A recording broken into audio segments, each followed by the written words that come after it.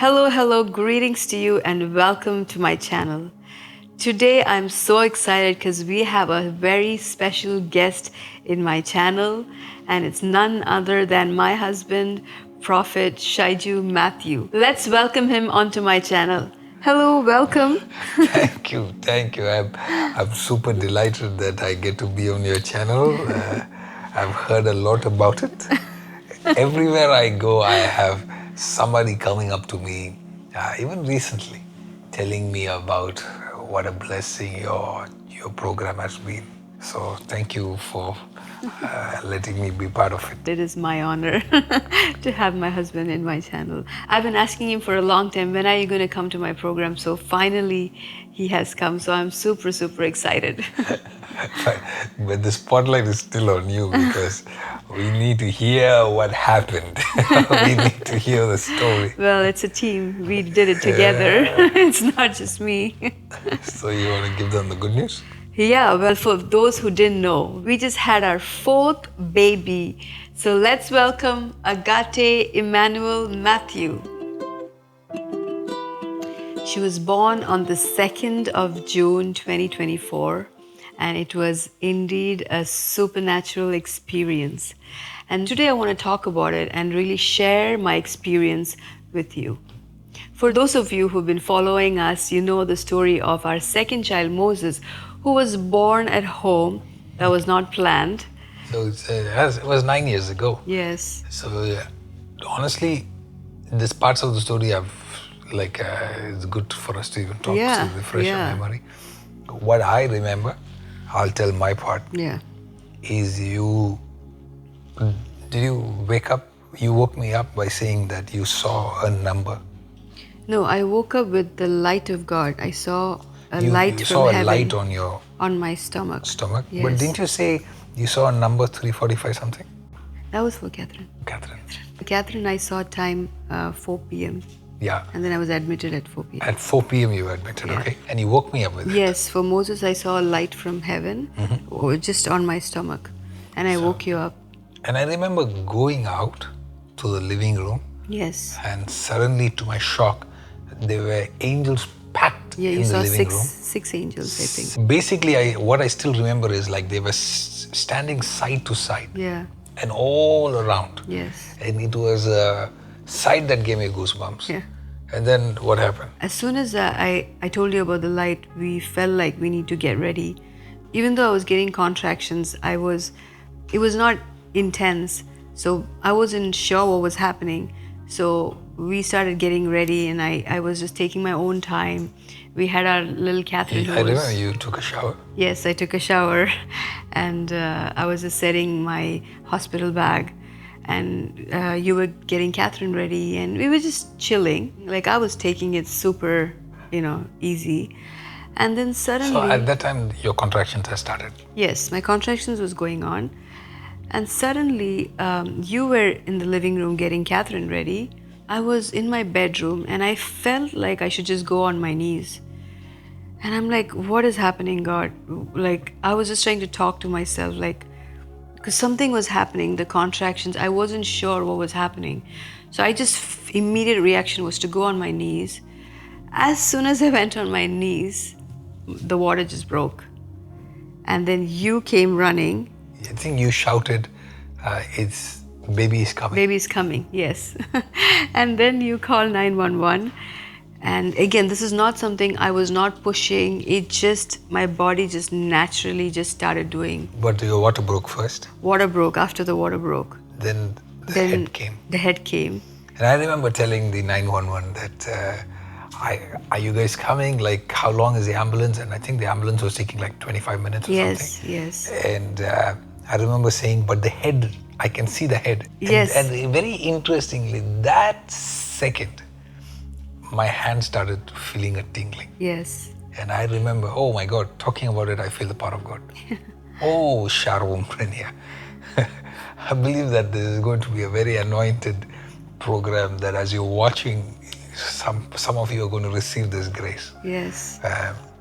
It's increasing. Yes. I'm feeling the presence of God.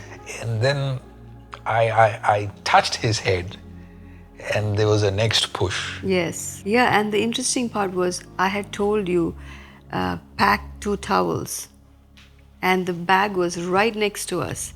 So Beside the bed. right beside us. So as he was feeling that, and I felt this urge again, and the baby just slipped out of me Yeah, and exactly. slipped into his hands, and it was clean, it was not messy.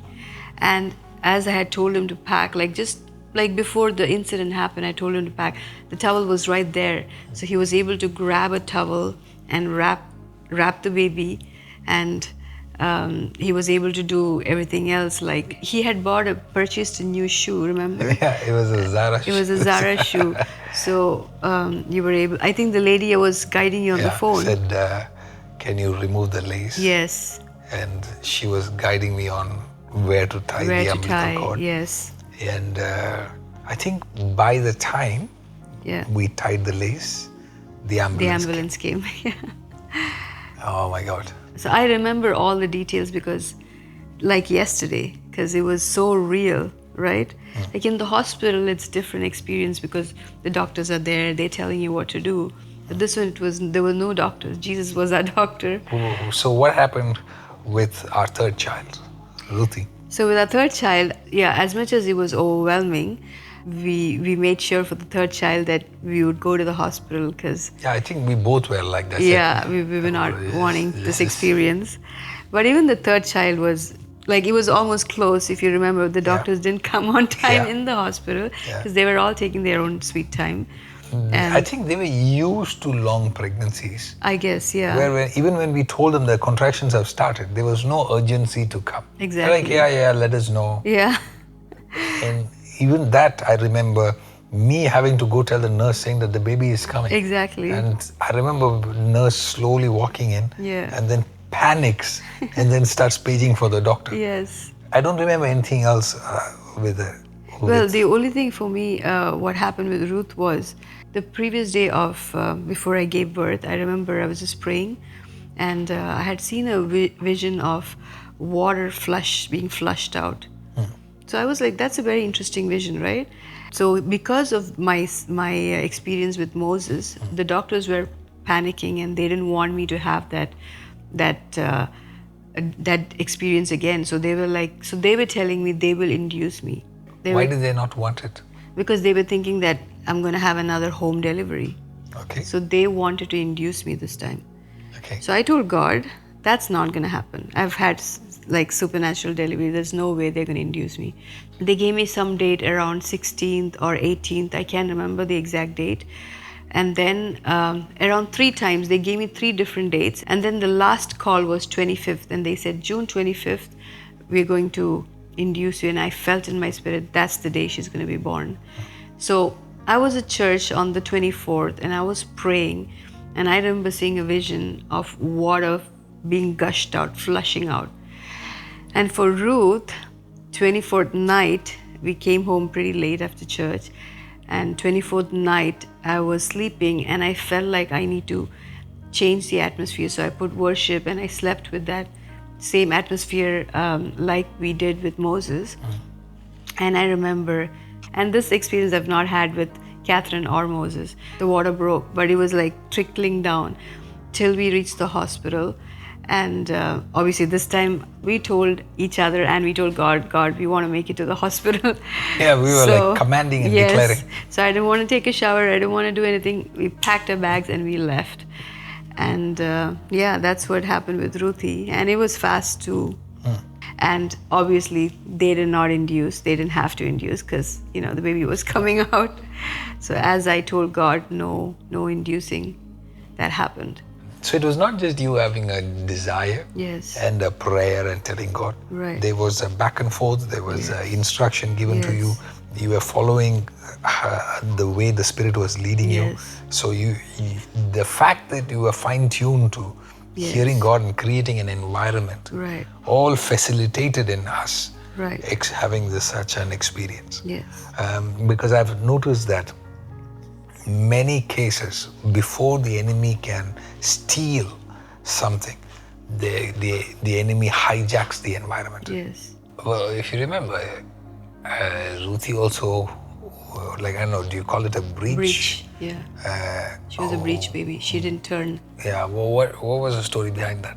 Well, so I was a breech baby. So I remember once you were saying that, pray that she won't be a breech baby. Till the last minute, she did not turn. And I didn't know about you being a breech baby. Yes, because when I was born, I came out as a breech baby, and all the doctors were telling that I won't be a normal child, except for one doctor. So my mom, she was saying, God, I don't care if it's no matter what gender it is, just give me a healthy baby. So I remember that, and I believe the enemy wanted to do the same thing with our second girl child. So I told God. There were so many complications with Ruth. That's a story for its Yes, own. Ruth, that's a story by itself. You know, for those Then the bone, missing bone. or the X-ray showed. Yes, they said that there was a missing bone on her. And you got a verse from the Lord. And I remember when the doctor said that, I went home and I'm like, God, that cannot happen. So there was a verse that said, every missing bone. So I held on to that promise. And I remember them telling me, they were giving me options of wanting to terminate the child, of wanting to, many options of basically just get rid of the child, because they were kind of telling that this could be not a normal child. So I remember saying, no, I know my God, I believe in my God, that's not going to happen. That was one. And then the whole breed situation. And I told God, that cannot happen too. Like, those are things that I will not accept. And for Ruth, before the water broke, I felt, as I was sleeping, I felt the baby do a flip in my stomach. So I knew that she had flipped. She had put her head down. And then the water started trickling. I pray that those that are watching at home, that they would find faith. What would you say for people that said, I believe in God, I hoped, but it didn't happen for me? I would still say don't lose hope, because I understand sometimes you have so much faith and hope, and sometimes the outcome does not turn out to be what you expected. But I would still say our God is still good, and He would still turn every situation for good to them that love God. That's what the Bible says. So don't give up hope, because if this God can do it for me, this God will do it for you. He will turn it around. He will turn his situation around. He will turn every mess into a message, every test into a testimony. So I think it's also about trusting the Lord through whatever circumstances. Yes. Because for us, I think your relationship with the Lord was solid. That even if you didn't have a supernatural delivery, or even if you didn't have whatever miracles, I have seen that your relationship with God has been very solid. Yes. So from that place, it's easier for us to go into a miracle. Yes. Because when I see people that are being shaken because they prayed and didn't get something, itself is a sign that your faith was not present in the first place. That's right. Because when you have faith that God is going to see me through, your faith doesn't end when you don't see a miracle. Yeah.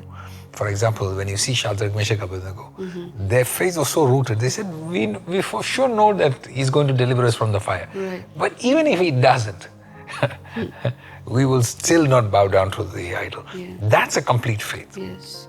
So if your faith was tested and then you didn't find your miracle and then you are upset with God, itself is a sign that in the first place you didn't have faith. Yes. Because faith has to be whole, which is irrespective of what I see, I know He's a healer. Yes. I still know, even if He does not raise my child, He's still a God who raises the dead. Exactly. But Mama, we are all here to hear Agathe's story. The fourth one. Yeah. That one is special. That one is special.